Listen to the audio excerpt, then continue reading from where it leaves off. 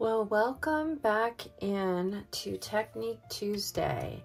And in October, we did resists. We did part one was a tape resist, petroleum jelly resist, China marker as a resist, oil pastel, and glossy gel medium all as resists. And we went through techniques using those.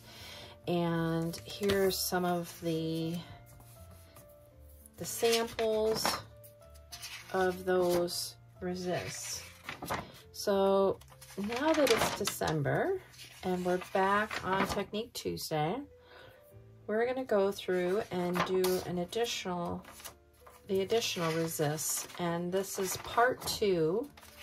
And the first one we're going to talk about is masking fluid or Frisket. And for all Frisket is a barrier. It's masking fluid.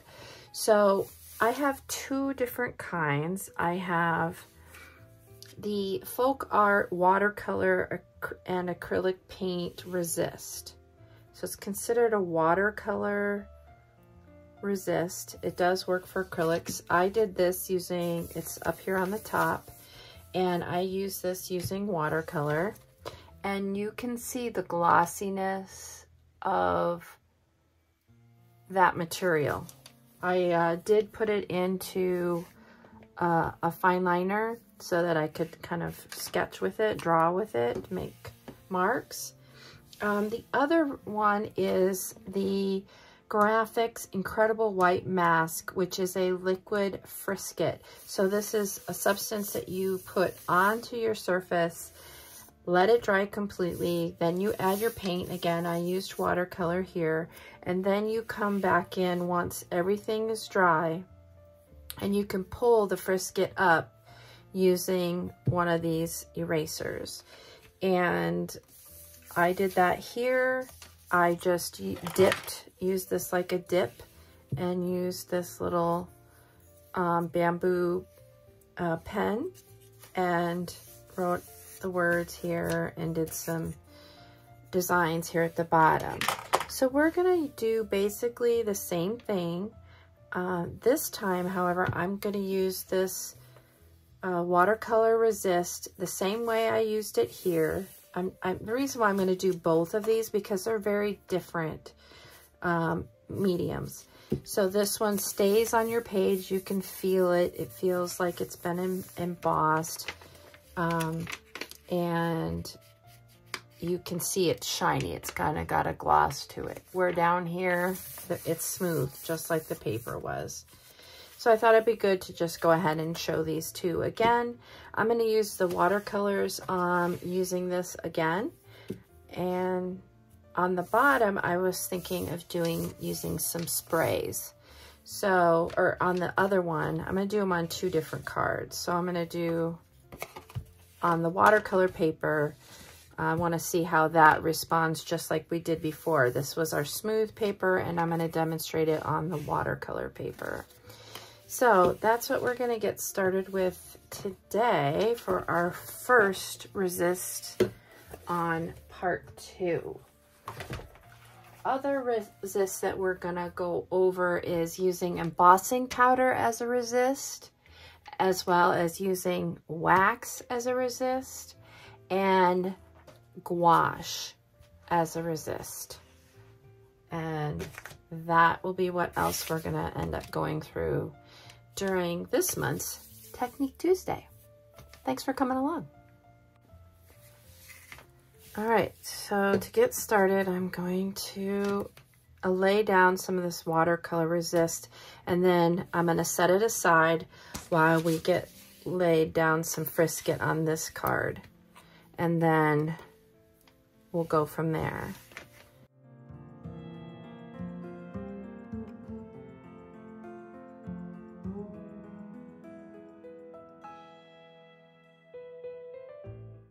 This reminds me a lot of glossy gel medium, but it's thinner. I'm going to put that to the side to let dry. And then I'm going to bring out this Frisket. And what I'm going to do this time right, I have this little stamp. Oh, I even put a note on there. My friend Hope over at Crafty Hope carved this for me. I love this stamp. So what I'm going to do is I'm going to lay down a little bit of this Frisket. And on this instructions say do not shake. It says to stir, to mix.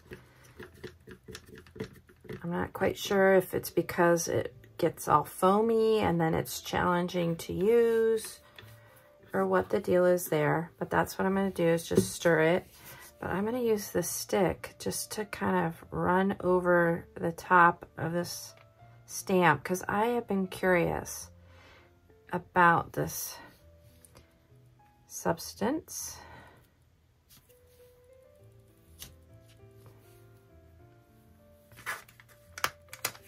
Now, the thing I did notice about this incredible white masking fluid is that it does have a very distinct smell to it.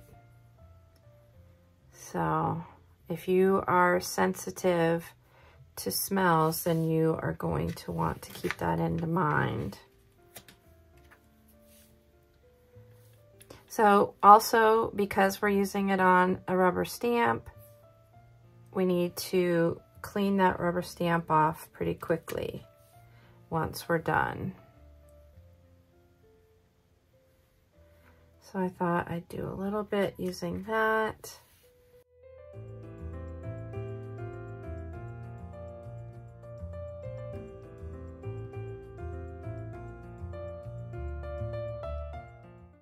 Now, what I found is I can let this dry and then I can go over this to peel up any of the Frisket that's left on there. So I'm just going to use this same mark making tool, just dip it in, get it pretty wet, and then I'm going to kind of mimic this look. And I'm okay if it's kind of sketchy. It doesn't, this pen doesn't seem to, the bamboo doesn't seem to want to hold on to it very well. I would imagine that you can even paint with it, but you might end up demolishing your paintbrushes. The other thing I liked what I did on the other one was I added some drips. It was really quite fun to have those drips on there. Okay, and now we need this to dry. Okay, so this is the one that has the Watercolor Resist on it. And you can see because of how shiny it is, where it's at. And I am gonna once again use watercolor on this because I'm really curious to see how it responds with the watercolor and the watercolor paper. So I'm gonna get this wet just so we get some flowiness happening. And I'm gonna use a mop brush. I don't usually use a mop brush when I watercolor, but you know, what the heck. So I've just been drawn to these bright colors. So that's what I'm gonna do. That is bright. Ooh.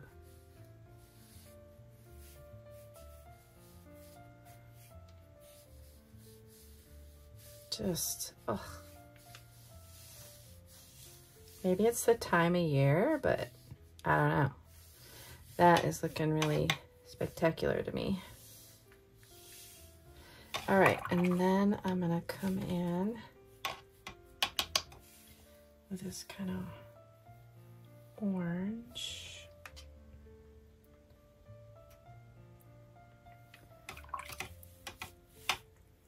So I'm gonna mix with some of this yellow.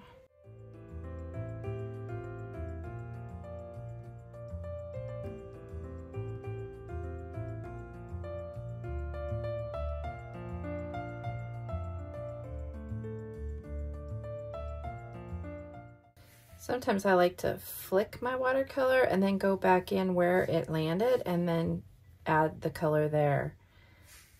It's kind of like makes you be, you know, no decision making in it. It's the decisions made for you.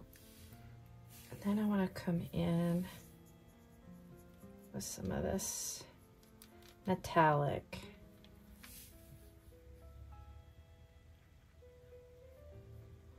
Wow, it really picked up some of that yellow.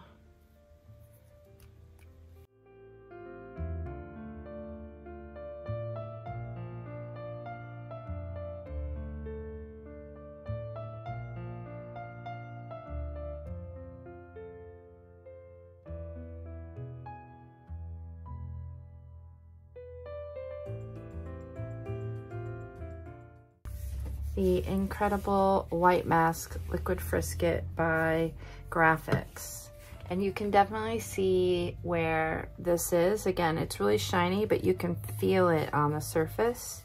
It feels like cement, contact cement. That's what it feels like. It's got that feeling to it.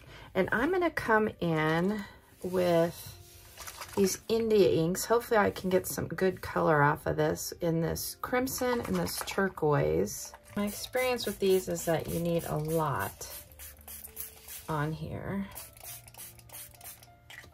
But I'm hoping the watercolor paper will really soak this up, this color up.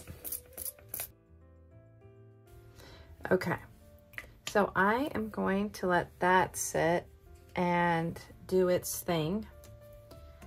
And I want it to sit for a while because I want it to really soak these colors into the watercolor paper and see what happens. Oh, you can really see that sparkle already from that metallic watercolor.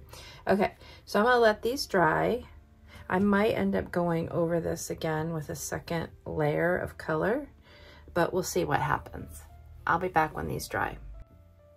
Okay, so these have dried. This one's got a little bit of curl, and I think it's because of the resist that was used on this.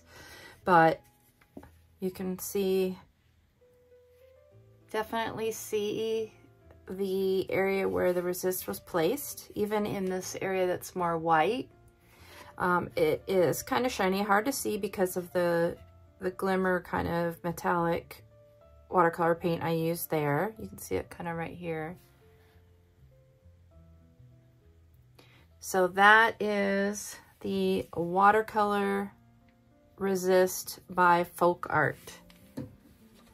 And then this one is very light, and that's typical of these sprays that I made of India ink. They're very subtle. So I'm going to come in and add another layer.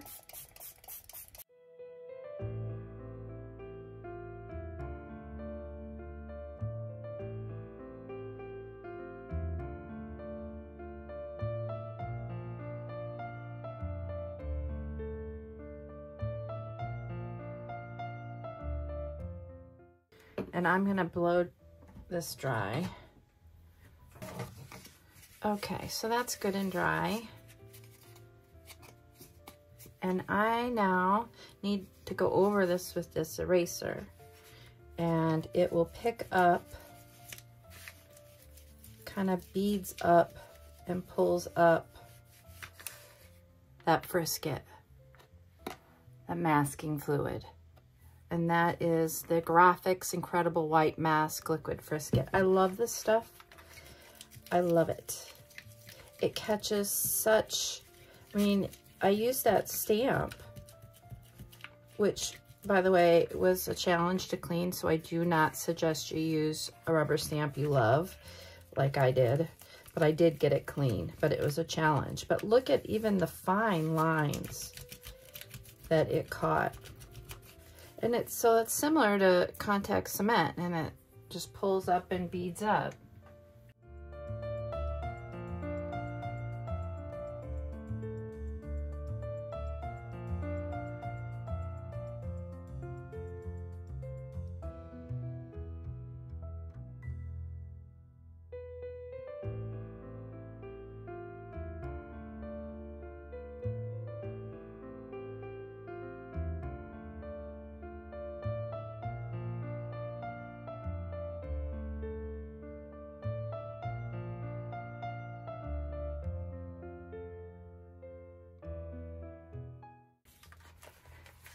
And here, is the sample of that. This is the Graphics Liquid Frisket, and this is the FolkArt Watercolor Resist. And you can really see the nuances of both of those types of liquid masking fluid frisket.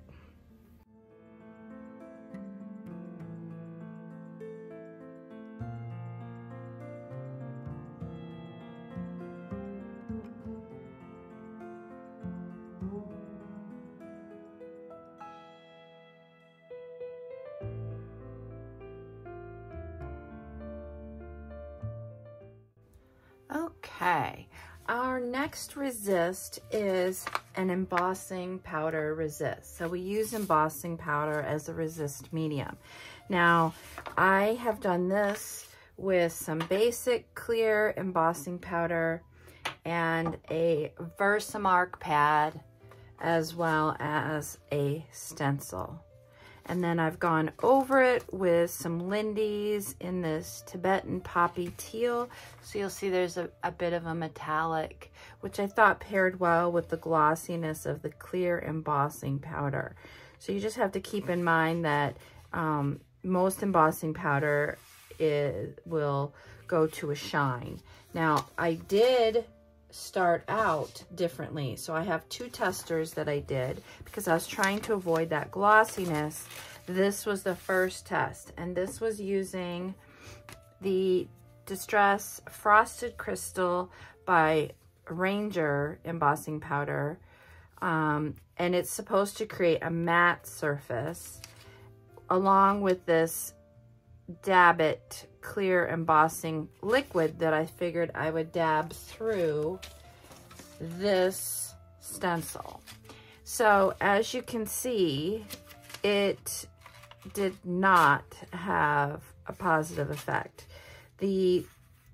Everything's clung to the embossing powder because it was matte.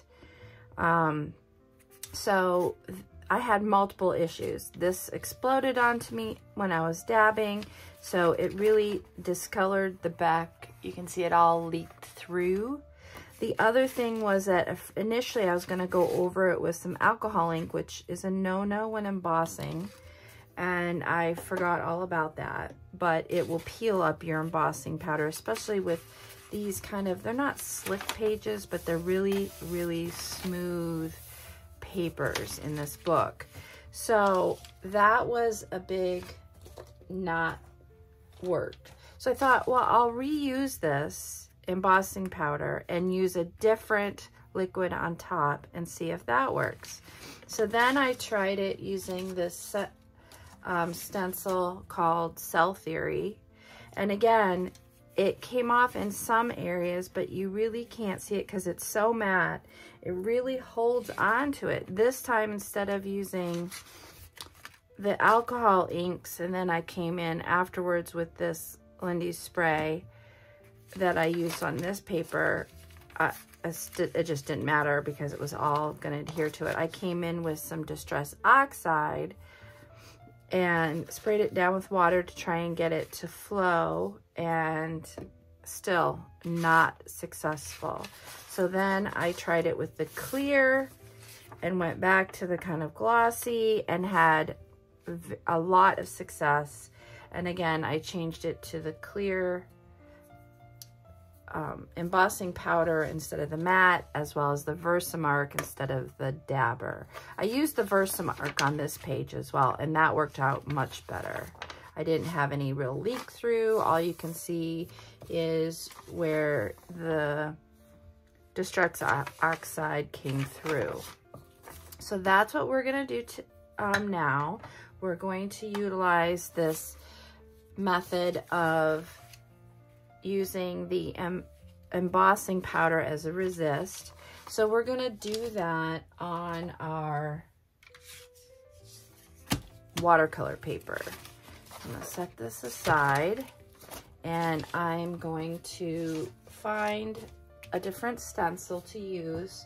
Now, another thing I noticed when doing this, it's better if you have, like this has very large areas that have the embossing powder and very little area that does not.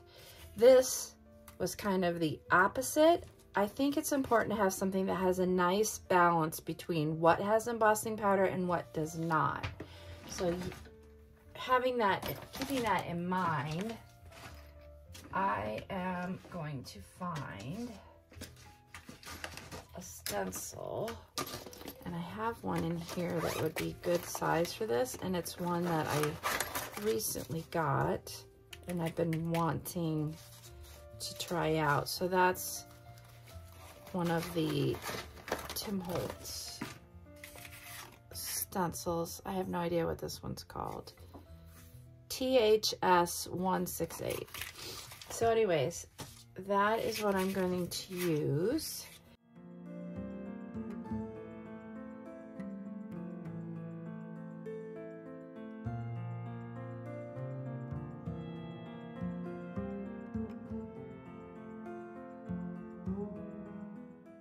And then I'm just taking my Versamark and just pushing it through that stencil.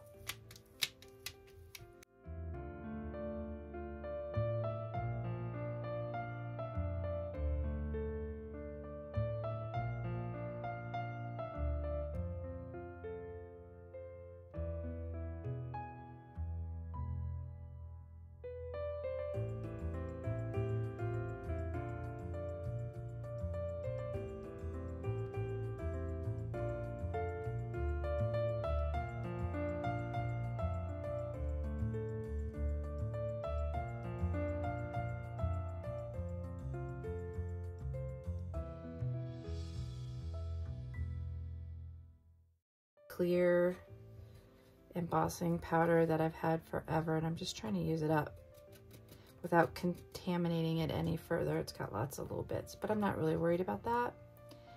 So then you just shake it off.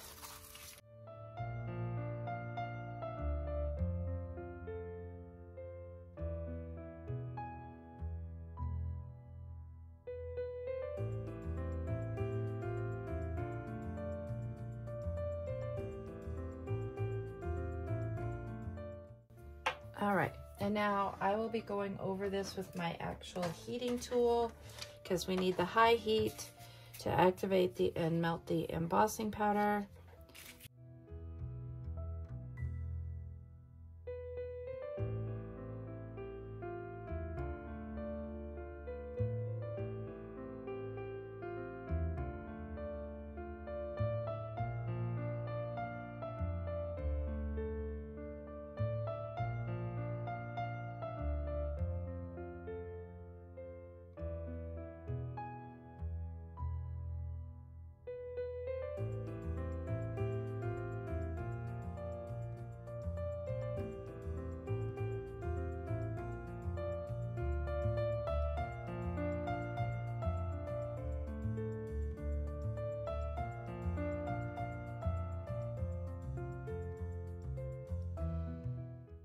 So now I'm going to go in. I decided to go in with a round brush and some of this Bombay ink in yellow, golden yellow, and red violet. And because it's watercolor paper, I'm hoping it'll just really saturate, go down into that watercolor paper. So because we have that embossing on there, I don't want to reheat this up too much, so I'm going to actually just let it do what it's going to do, let it dry naturally, and come back to this and apply our next color. Because I want the two colors to kind of merge, but I don't really want them to integrate, except for maybe a third layer where I do that. So we'll be coming back to this in just a minute. All right, well, I have little patience today, so I'm going to just dab this off a little bit. It's still a little wet. So you'll see where it's still kind of sitting on some of the embossing. If this works with this, then you can kind of rub it. This is just a dry cloth. I'm getting some off. I'm going to try going over it with a baby wipe, but it should definitely soak into that watercolor paper So I'm just applying a little pressure where the embossing is and trying to get that up. All right, so on this side, I'm going to, once again, apply the water and then come in with this red violet.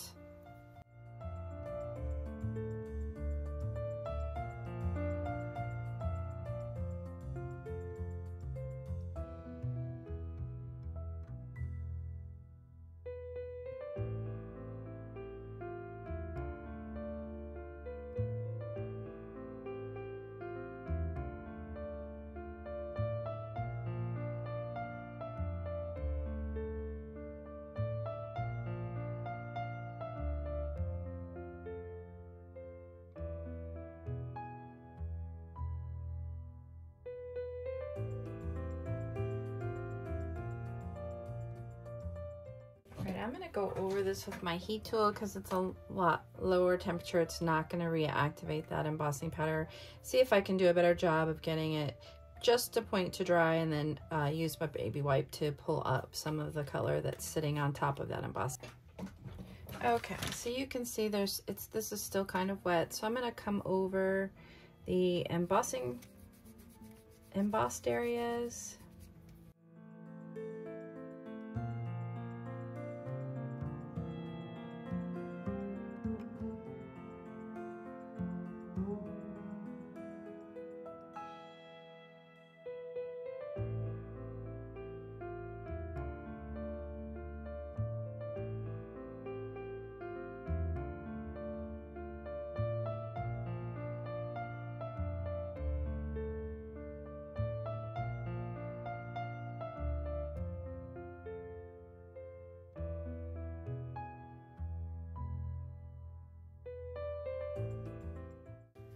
So that is the embossing powder as a resist. All right, so before we get started in the wax as a resist, I did want to just kind of show you these two together. You can definitely see the glossy on both of them. Some of this is the sparkle coming through from the Lindy's spray. So the clear areas on this is what is the embossing powder. Last time we met in part 1 of Resist, which I'll link up above in the right corner, we did do this solid oil marker in the white, and I was wondering if it came in other colors, and it does. And look at these wonderful fluorescents. So I got a fluorescent pink and a fluorescent orange, and I love these two. So sometime I'm going to use these. I don't know when, but I did want to let you know and follow up and let you know that these do come in alternative colors, the solid oil, and I'll link it down below. But yeah, yummy stuff right there. All right, I'm going to get set up to do our next resist, which is wax. We're going to be using this Grumbacher wax resist crayon, and again, I will always link all the products that I use down below. So let me get switched over.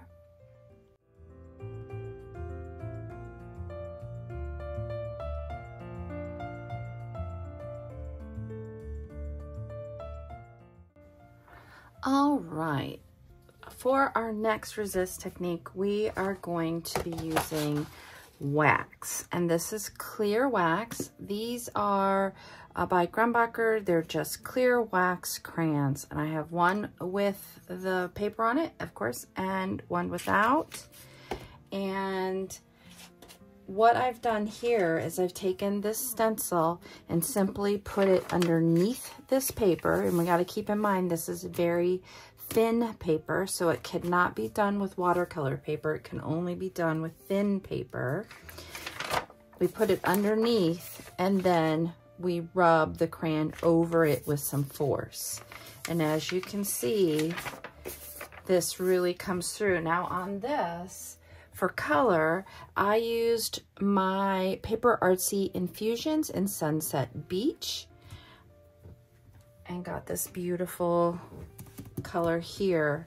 So what I thought we would do is we would try it on this. This is mixed media paper, and I thought we would try it on this and see if this was thin enough. It is thicker than that other paper, but thinner definitely than the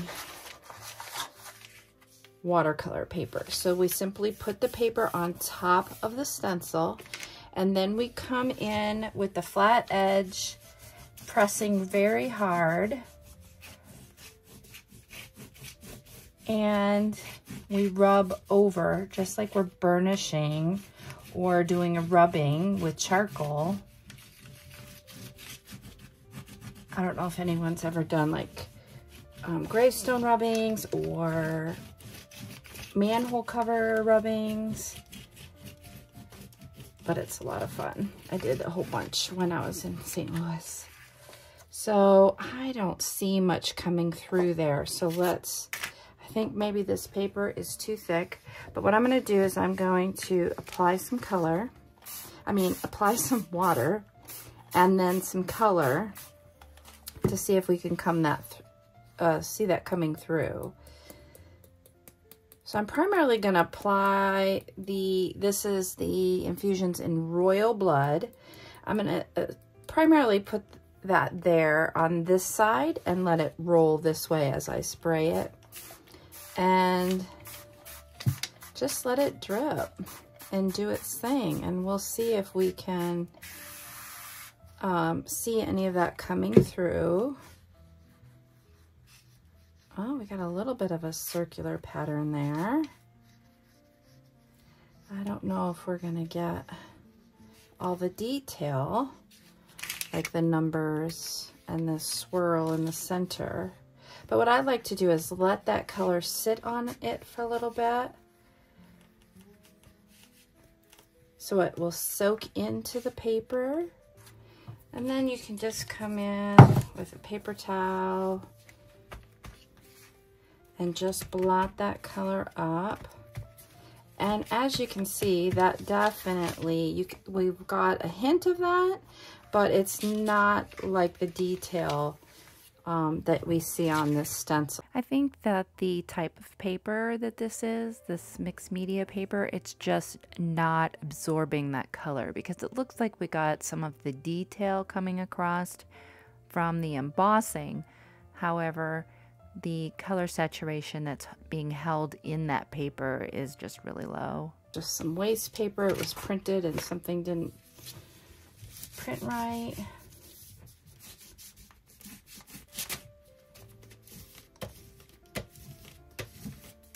So again, applying lots of pressure.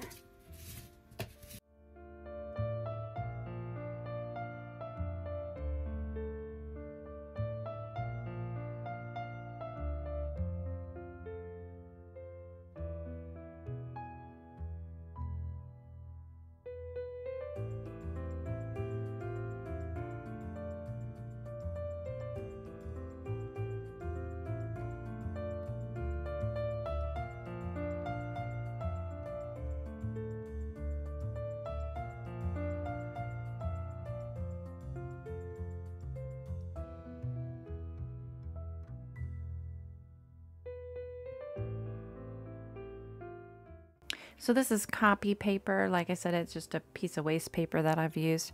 And I think that the difference here is really that it really had an ability to absorb better that color pigment, because I'm picking it up basically the same method I used on the mixed media paper. And yet here we can see that pigment really coming through and showing off that design that we used the wax resist on. Are going to use an embossing folder. So this is embossing folder. I'm just going to stick that card in there. Again, this is watercolor paper. Sometimes people like to spritz this with water first so they don't get any cracking. Actually, we're gonna go ahead and do that just for this, because we'll get a nicer impression.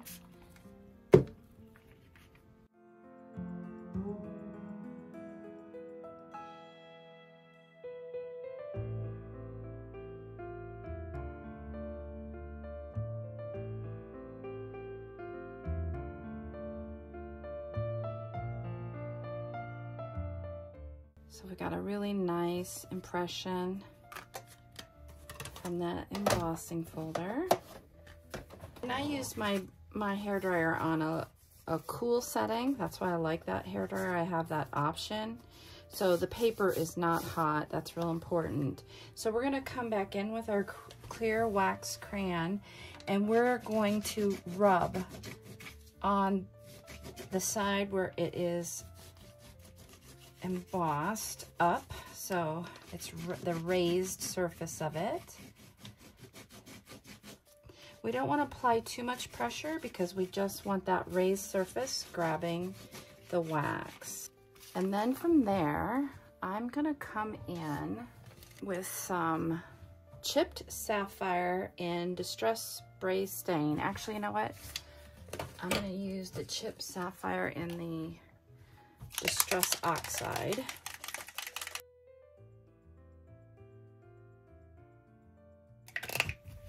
And I'm going to spray it with water, get it to move around a little bit. And again, we can't use a heat tool to dry that. So I'm simply going to go over it with a paper towel to get that excess water off. And we got some really interesting oxides going on there.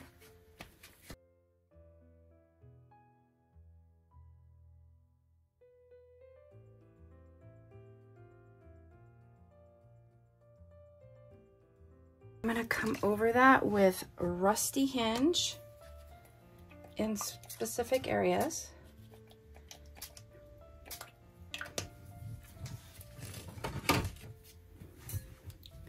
Give that a little chance to run a little bit. Make it move a little bit with this water. There we go.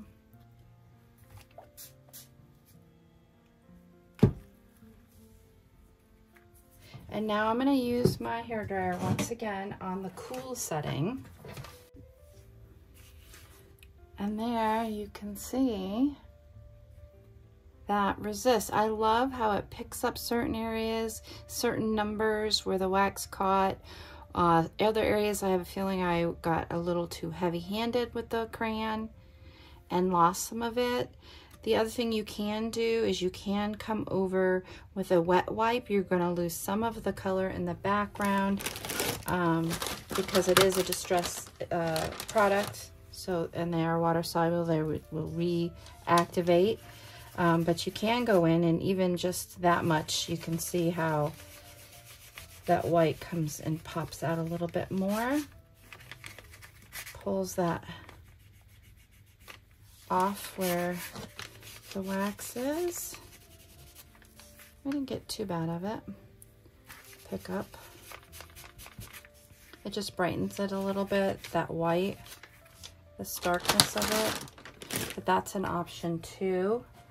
And I want to do one more wax resist technique because it's been inkling at me to use some heat. So what I'm going to do is I'm going to pull out another sheet of this medium, you know, actually no, let's go ahead and do it. Let's go ahead and do it in our book. So we'll go to the next page. And I'm going to use this stencil again. Now we're going to get some bleed through like we did in some of the past. Here we got some bleed through of the dauber that comes through. This time we'll get some bleed through of that wax, so we'll see what we get. So I'm going to lay this down. I'm going to just do this pattern through this thin paper. Hopefully we'll catch some of that. And then just kind of move it over. I'm not worried that the images are gonna run together if I'm not precise. I'm just curious, so I am playing. This is when I go through techniques and things like that, I love to play with them to see what I can make everything do. And I've been very curious about getting some heat on this. So we're gonna put that aside. And I am going to use the royal blood again. And I'm gonna spray this down with water.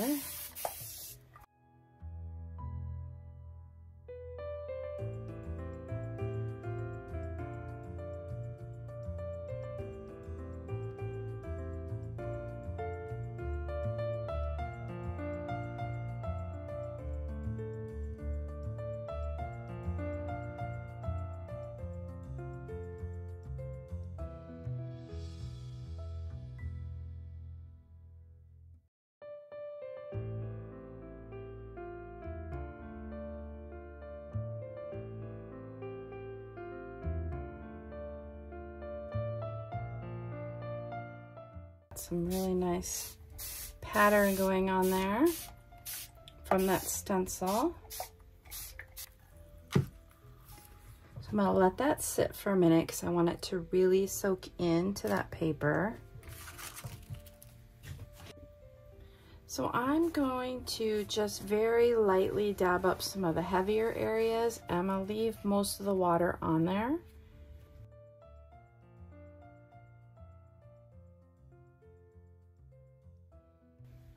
And now I'm going to take my heat tool, I'm gonna set it to hot and low, and I'm gonna just come into this corner right here. Actually, no, I'm gonna do up here.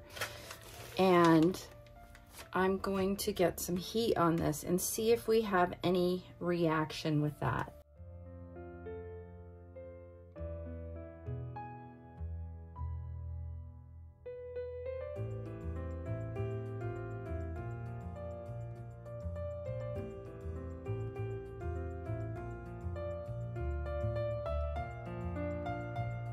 So I only applied the heat from here up, paper towel, and sop up this excess water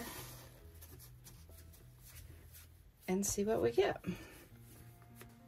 All right, so I think the lines here are much more distinct, especially than here. You can see how it kind of spanned out and pushed the water and color away. This may have been because I was right on the edge, but like you can see how it just pushed this out where we didn't get much of that here. It was more distinct, I think. I think that could be fun to investigate and play with it further. So that is a wax resist. Using stencils, using embossing folders. There are many more techniques that you can do with this. You just need to really get a wax out and just start playing with it and see what you can do with it, what you like. Start experimenting and yeah, just dabbling. I suggest that not only do you use different papers, but you use different color applications, and just get fun. Dive into it really deep.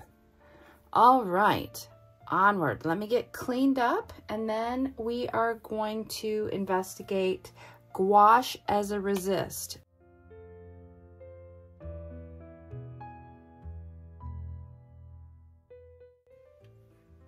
All right, we are on to the gouache resist. And so what we need is some gouache paint. It can be white, It can be whatever color. Just remember where you paint the gouache, the end result is it will be the color of the gouache you use. The other item you're going to need is India ink, waterproof India ink. So make sure it is waterproof. And where you expose your paper, so where you do not put the gouache, will be the color of your India ink. And then you're going to need watercolor paper or some kind of paper that is really sturdy and can handle a lot of water thrown to it. Because of that, we are not going to do this resist technique in this book. So this one we cannot do in the book because we need to do it on a sturdier paper than what is in there. The other thing is that it is time consuming, and you need to have a sink available to you to do this.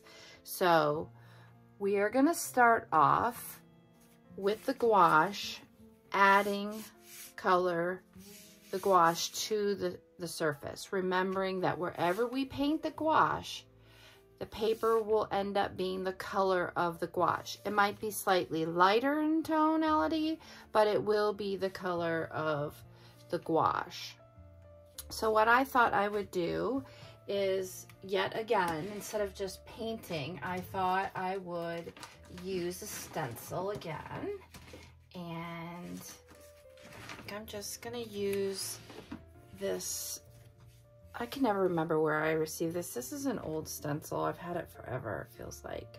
And I am just going to use this to push the gouache through the stencil using a palette knife.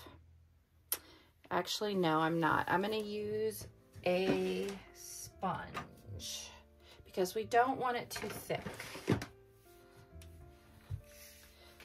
So we're going to do that, and I'm actually going to tape this down. Be fussy with it if it moves on me. So I'm going to lay some gouache down on my paper and use my cosmetic sponge and push it through the stencil. Now on this side, I'm gonna show it to you. I'm gonna really cover the paper well with the gouache, and on the other side, I'm gonna be a little bit more sporadic. Not necessarily getting full coverage with the gouache.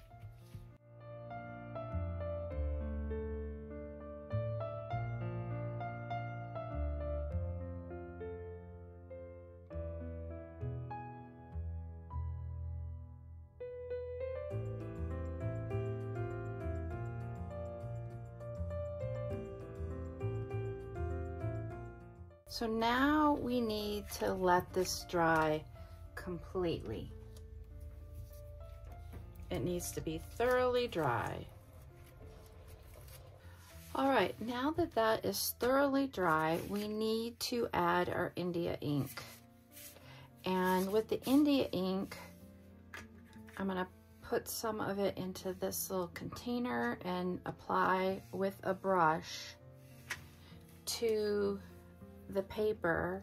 You want to go as light as possible so you don't, because the gouache is water soluble, you do not want to move it to move. And you want to go as light as possible and not go over it with multiple swipes. So one swipe across. So you want to really load your brush up nicely with the India ink and then go across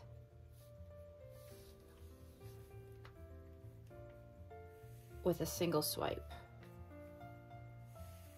I find it's really nice to have a pretty wide flat brush to do this with,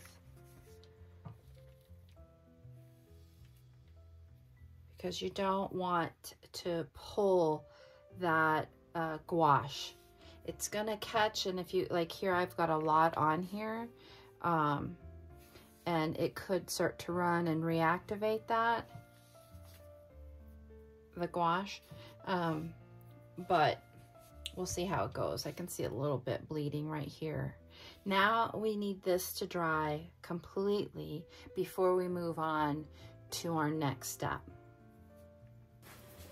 All right, so with a sink, you're gonna need a good stream of water, and you're gonna want to have a brush that is a little on the stiffer side because you need to really scrub the surface of this paper.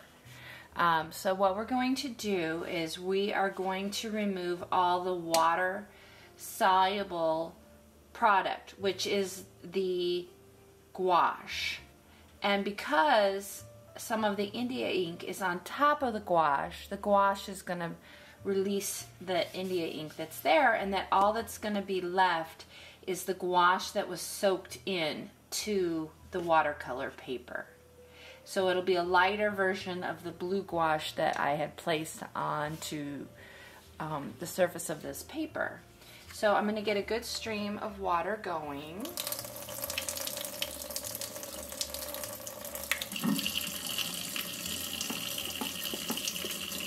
And I don't want it cold, but I don't want it super hot either. I need to be able to handle it.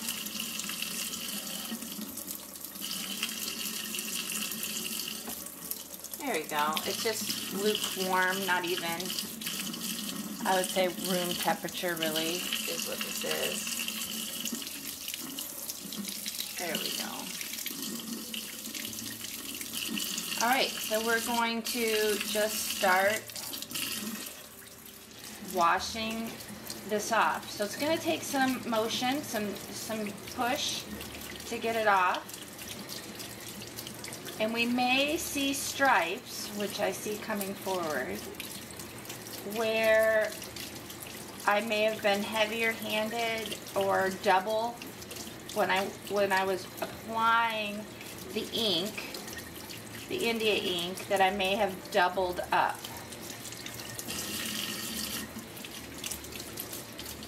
So we're not really seeing much of that gouache come through.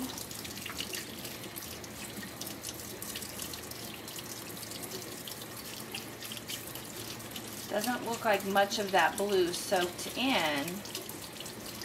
So that gouache I use must be relatively inexpensive gouache where it doesn't have a lot of pigment to it.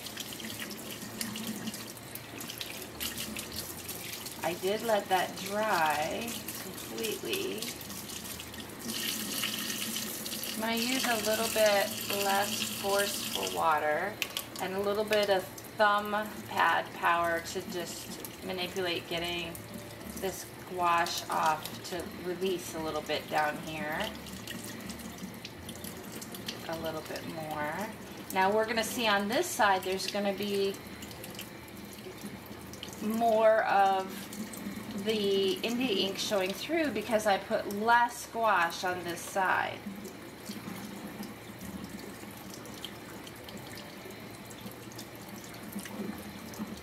So more of the India ink went through, but it's interesting that it's a slightly darker color. So at any point that you feel like you like what you're seeing, you can let go and stop. Here I'm starting to get some paper up, so I should probably stop. This is probably where I went over it twice with the India ink. Here's where there's some India ink that dripped and it's really bumped up, and I won't be able to get that off because of course that's waterproof. So hopefully you can hear me over my dishwasher. I didn't think about that. But we only have a little bit of the gouache coming through. You can see the blue in here and a little bit in here, and it discolored the India ink down here. So let me get this dried up and I will show you this a little bit better, closer. All right, I wanted you to see this better in this kind of light, but you can see the blues here, and this is where there was no where the bright orange is, there was no gouache, and where this rusty color orange is where there's gouache underneath. If we kept manipulating this, we may get this off. It might pull up paper. I started to get some paper coming off somewhere around in here. But I decided to leave it be because I really like the way this looks. So there's some paper lot that started coming off here. But as you can see, this would be a really fun technique to just play with. All the different colors that you could do, all the different methods. Possibly I shouldn't have dried the gouache with my dryer. Maybe I should have left it overnight as well, so it had more time to soak into the paper rather than me drying it so fast. That's a possibility. But you can see it really could net you a lot of potential there. It's a little messy, it's a little time consuming, but I think so worth investigating further. And this is something I've been wanting to do, get out, like, I don't want to work large because it'll be hard to get your India ink laid down evenly without overlapping like we kind of did here. You can see an overlap line. And so working smaller is always easier. You know, your sinks can only handle so much paper size. So I think that working in maybe 5x7 sheets, or maybe even slightly larger, would be fun just to play and investigate and get some nice collage fodder out of it. I am really intrigued by this resist technique. And you don't have to use a stencil. You can actually paint with the gouache and or do some abstract work in the gouache, let it dry, then come over with the India ink, let it dry, and then do the release underwater. So yeah, there's just so much you can do, so much potential with this gouache release technique. But I did want to share that with you. So that ends the different resists that we're covering in part 2. So glad to have been able to play with these and share some of them with you. So I know that they are super fun, different techniques that you can use as resists in your artwork. So thank you for coming along for another Technique Tuesday, and I hope that this inspires you to go play. Please, if you do any of these techniques, I'd love to see what you're doing, so please share them with me. At Nina Fickett Designs here on YouTube. Over on Instagram, it's Nina_Fickett. And I would love to see what you're doing.